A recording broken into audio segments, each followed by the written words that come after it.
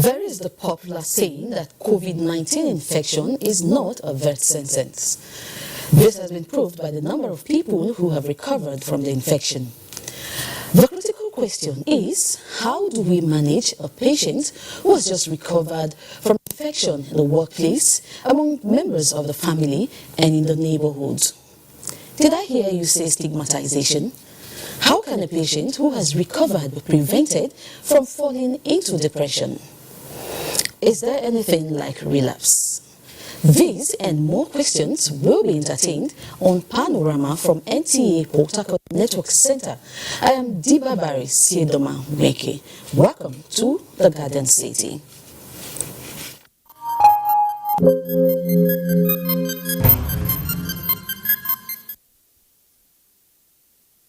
Latest on the COVID-19. As at 11:30 p.m. May 6, 2020, the total number of coronavirus confirmed cases in Nigeria stood at 3,145, with 534 discharged cases and 103 deaths. There were 195 new cases of COVID-19, with 82 in Lagos, Kano 30, Zamfara 19, Sokoto 18, Borno 10, FCT 9, Oyo 8, Kebbi 5, Gombe 5, Ogun 4, 3 in Katsina, Kaduna and Adamawa, 1 case each. Moving on now.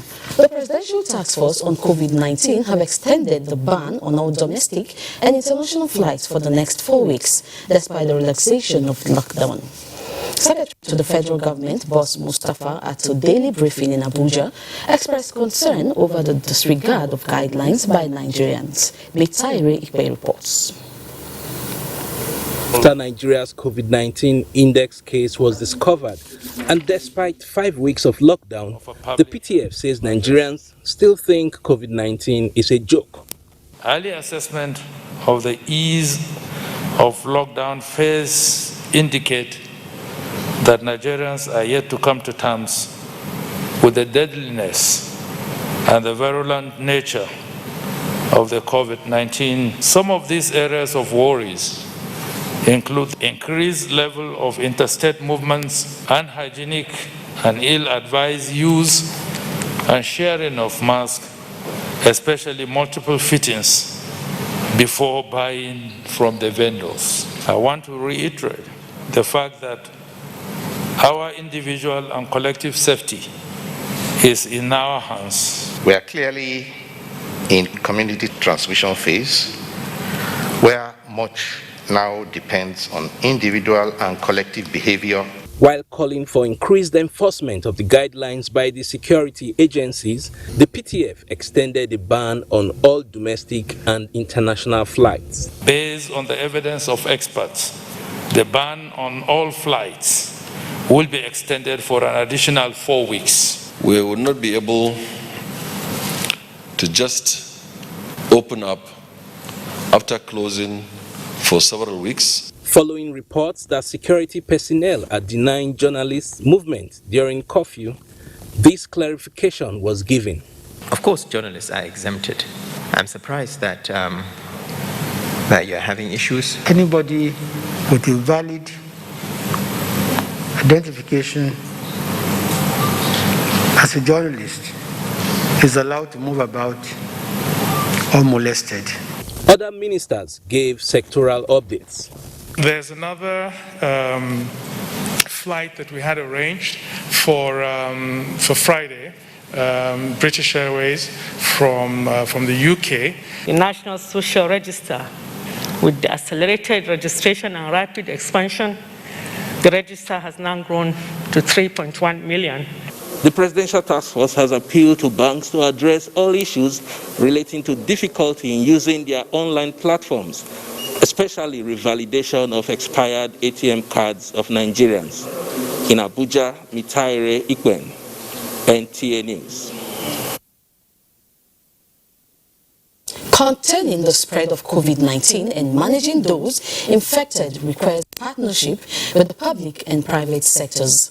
The Speaker, House of Representatives, Femi Gbajabiamila, during a visit to the Drone Center, Abuja, gave thumbs up to the combined effort of some organizations as they commit resources to assist government to overcome the pandemic. Lami Ali reports.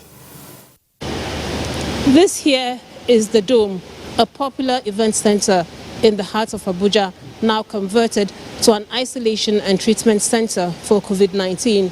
It has a 320-bed capacity and is 98% complete. The center has already been fitted with beddings and other facilities preparatory to its usage as a coronavirus management center. It was donated by Nduka Obegbina, publisher of This Day newspaper.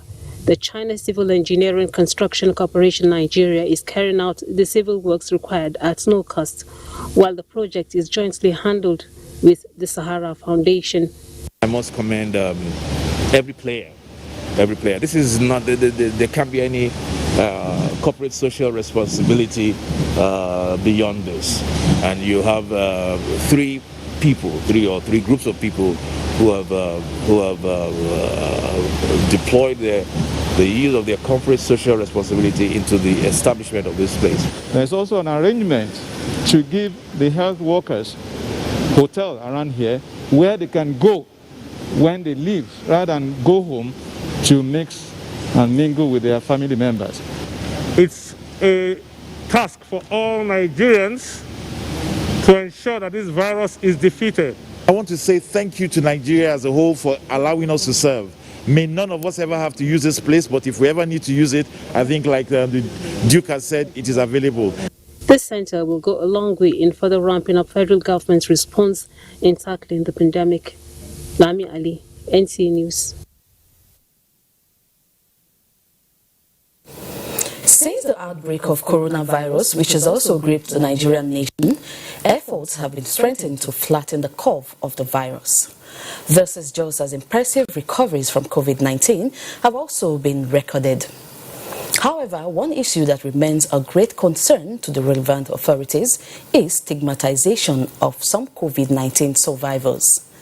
How best can these individuals be reintegrated into the society and properly reunited with their families? DEPRESSIO tells us more. There are reportedly growing levels of traumatic experiences and stigmatization of discharged COVID-19 patients. Unhealthy developments, such as being shunned in their various localities to being ostracized by family members and friends, are some issues that make COVID-19 survivors develop psychological challenges. This in turn poses difficulties for health professionals in combating the virus. Rivers State Health Commissioner Professor Prince Wichike says the issue at hand calls for aggressive campaign to disabuse the minds of people that COVID-19 is not a death sentence. COVID-19 pandemic is an assault on mankind, not on that person, not on that victim. Instead of supporting the patient, the neighbors and the rest of them start stigmatizing them. It is wrong. These people need assistance. They need people to encourage them. Memory loss, anxiety, depression, and hallucination are some post-traumatic stress disorders which confronts COVID-19 survivors. Before a COVID-19 positive patient is discharged, doctors should give them some psychotherapy that, look, you will face some family rejection, and when you face that family rejection, you will endure it and not be excessively aggressive, depressed, and feel rejected. The physicians maintained that containing the spread of COVID-19 requires social distancing and strict adherence to other safety guidelines of observance of personal hygiene, washing of hands with soap under running water for at least 20 seconds, and the use of alcoholic-based sanitizers, among others. In Port Harcourt, Chidiebere Onya, NTA News. Joining me on the program is Dr. Lillian Uzumba. She's a family physician and public health expert. Dr. Uzumba, you're welcome. Thank you so much for having me. Okay. Let's start now. There has been recent controversy on whether or not COVID-19 patients are susceptible to relapse. Speaking professionally, what is the true perspective to this argument? Okay, it cannot be said with certainty that there is relapse, because for one, that has not been reported here in Nigeria, and besides, several factors come to play. But I know that I have read reports, during the early phase of this infection, when it started really the world over, South Korea and China have given out reports that yes, there have been cases of relapse in their cities. So for now, we can't say with certainty that relapse can occur. Okay, does it mean that Nigeria, we don't have any case of, relapse? It hasn't been reported yet. Medicine, we depend on data, scientific data to make, conclusions from matters like this. Okay, and then to our next question, talking about COVID-19 survivors, stigmatization, having them reunite with their families and then the society. What are the measures that should be taken or can be taken to ensure effective reintegration into the society and then their families too? Okay, it requires there's this thing we call information, education, and counseling. Now, the populace at large will benefit from information and education on matters concerning COVID, and so what we hear every day, I'm sure the media is awash with what happens with what what's COVID-19 infection, how to get it, and all that. So that's the information. Once you're armed with the right information, you get educated on the matter, and then for the individual that has contacted this infection, counseling is tailored to these persons and their families. An individual does not exist alone. An individual comes from a family, he has friends, he has a workplace, and of course he goes to church and other things. That community space he occupies, there are a lot of things revolving around him. So counseling is tailored to the individual and to the family so that they get ready, the family gets ready to receive their loved one back. And the individual also gets ready psychologically to go back into the community. So yes, information, education for the populace, then detailed counseling, which for the individual, it starts even when samples are taken, while in the isolation center, after discharge. So the counseling is just continuous. Okay. And then finally, what is your suggestion on how we can better flatten the curve of COVID-19? Okay, like it's been said all the time, wash your hands with soap and water. Also, use sanitizer. Of course, alcohol-based sanitizers. Wearing of face mask, which has been made compulsory right now. Avoid crowded places. Of course, you should stay 2 meters away from the next person. And then all things that have been said over and over again. So yes, all things can help flatten the curve of COVID-19 infection in Nigeria. Thank you very much, Dr. Lillian Ozumba. You're welcome. Thank you so much. Thank you. And that was Dr. Lillian Ozumba throwing more light on how to effectively manage COVID-19 survivors. Moving on now, we'll take a short break, and when we return, Panorama continues.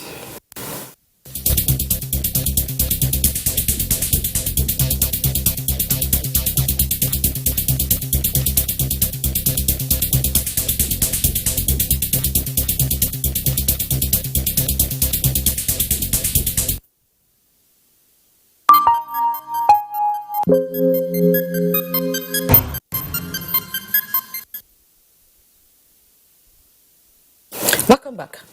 Nigeria's First Lady, Mrs. Aisha Muhammad Buhari, continued her Reach Out initiative with 100 fellowship to religious bodies in the Christian and Muslim persuasions alike.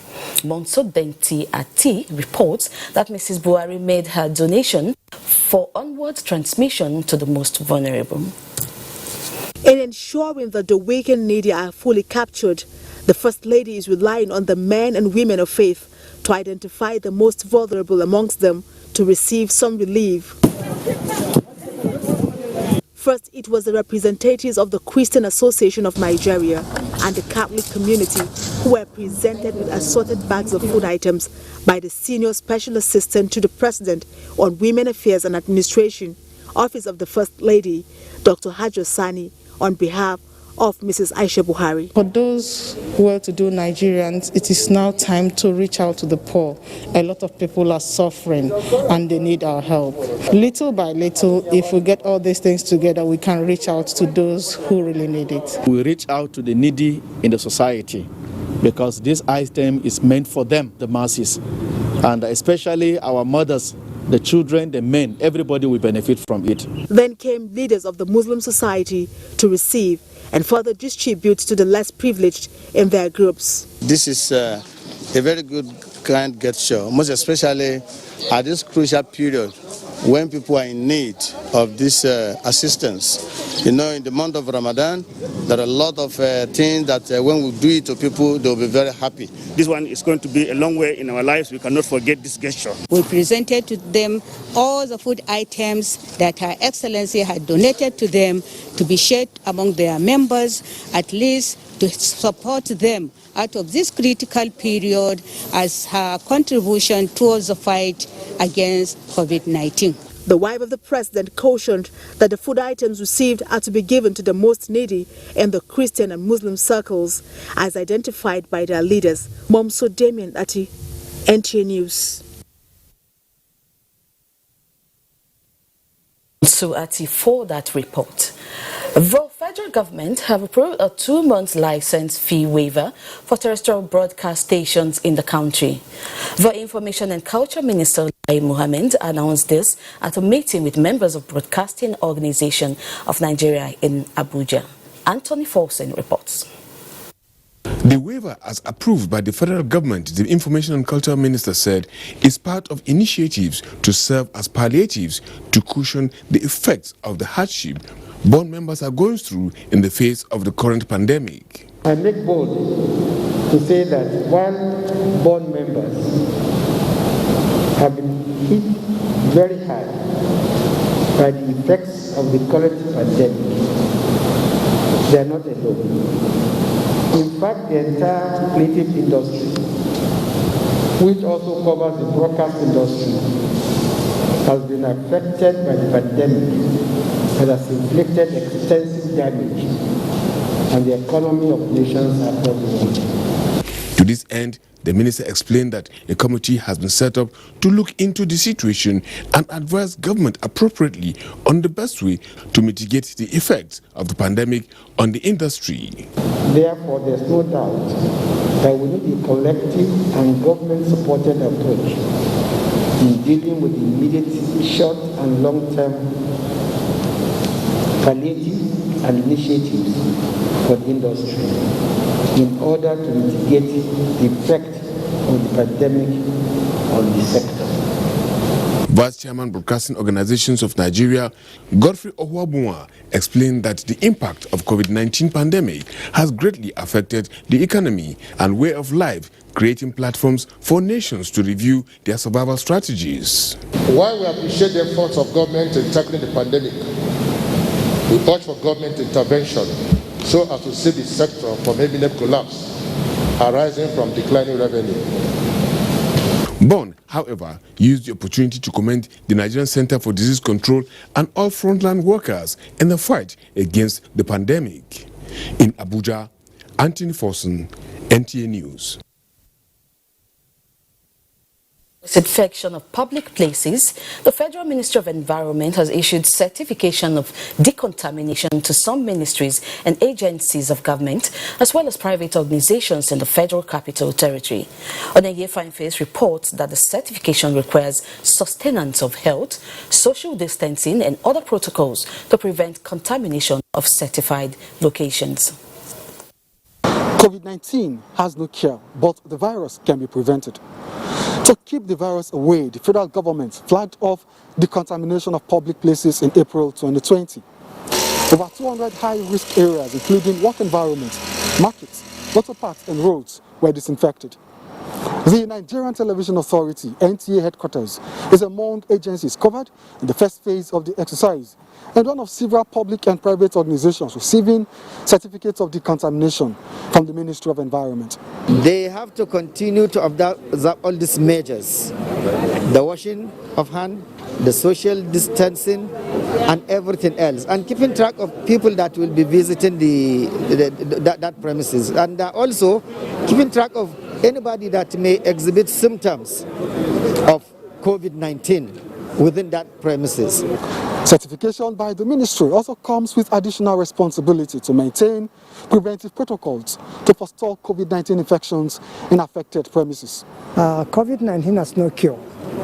The only cure against COVID-19 is to make sure that you stay uninfected. We must all observe personal hygiene, right? We must keep to the social distancing advisory, right?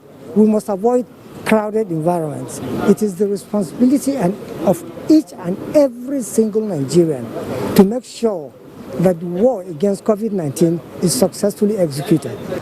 50 premises have already been covered in the second phase, while collaborations are on to decontaminate airports and airplanes, as well as schools across the country. In Abuja, Onengie, Fine Face, NT News. And Obiakpo local council areas are on total lockdown following the directive by Governor Nyesom Wike. Kingsley Amaju is bringing us up to speed with the level of compliance. It's about to you, Kingsley. We are at the Obirikwere flyover. It is before now known for its beehive of activities, but with the commencement of the total lockdown of the city of Port Harcourt, talking about Port Harcourt Metropolis, which includes the Obiakpo local government area and Port Harcourt city local government area, economic and social activities are at a standstill. The security agencies have already cordoned off the major entrances to the city of Port Harcourt. By my right is the road leading to the Port Harcourt International Airport. That section of the road is completely devoid of vehicular movement. At that junction, you can also notice that the security agencies have cordoned off that axis of the road, except for those who are on essential services arising from the opening up of Lagos, Ogun, and Abuja, which were hit to lock down in the last month. And the intention of the government is to curtail the rate of influx of people into the city of Port Harcourt, which the government fears might increase the rate of infection in the city of Port Harcourt.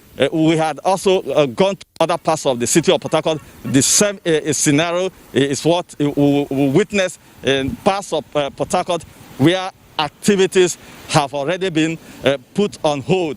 Although there are some persons who are walking along the road, some who are doing exercise, and we also saw some health workers returning from their workplaces. I saw a passerby and indeed would like to know why he is on the street of Port Harcourt. I'm heading to Uniport now to go and see if they will treat me. He also agrees with the River State government that the decision to lock down the city is in the best interest of the people, talking about the residents of the city of Port Harcourt. It is at this point we'll be handing you back to Diba Barisi Wike in the studios for the continuation of the Panorama program. It's back to you in the studio. Thank you, Kingsley Amaju, for that report. The River State Police Command has paraded the 5 suspects in connection with the killing of 3 undergraduates of University of Port Harcourt and River State University. This is just parents of the deceased seek justice. Again, Kingsley Amaju reports.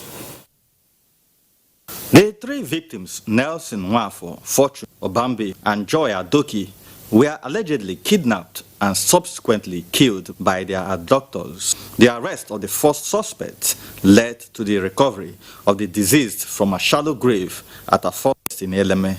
An AK-47, 72 rounds of ammunition, and a Toyota Avalon car belonging to one of the deceased were recovered from the suspects. Further confessions of the suspects led to the arrest of the 4th and 5th suspects. I feel a sense of fulfillment this morning, not because the lives of the undergraduates are restored, but more so because their killers have been known and arrested. The federal government gave us a marching order that the remaining 2 who are at large must be arrested.